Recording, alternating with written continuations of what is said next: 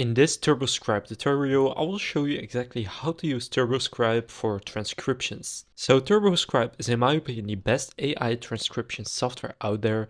It's super cheap and very reliable. I use it for my YouTube videos actually, and when I pronounce, for example, a name of some kind of a software, it almost always gets it right. And in this video, I'll just show you how you can use it. Now you get 3 free transcripts daily, no credit card required.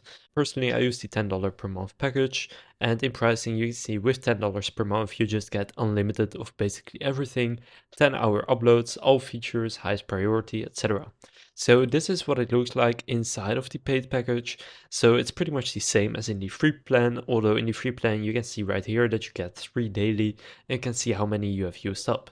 So as you can see, you have different modes right here, and I always use this one, and I think it's called Whale. It's the slowest but most reliable, but for example this 5-minute video probably takes like 1 minute to transcribe, so it's not that bad. But if you are going to upload a 10-hour file, then you may want to go with this Dolphin right here. This is balanced, so it's pretty fast and it has a good accuracy, but personally I use Whale because it is the most accurate and that is what I want.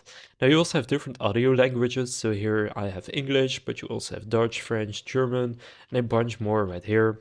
So you can just pick your language here.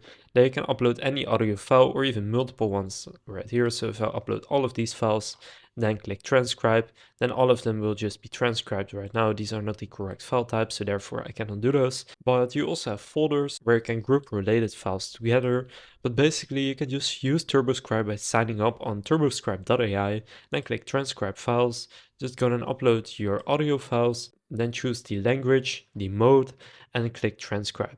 Now here you also have speaker recognition and more settings, so you can choose how many speakers there are. So then it will say this speaker says this speaker says that, etc. Then you can transcribe to English, so if the original audio language is not English, then you can transcribe it directly to English.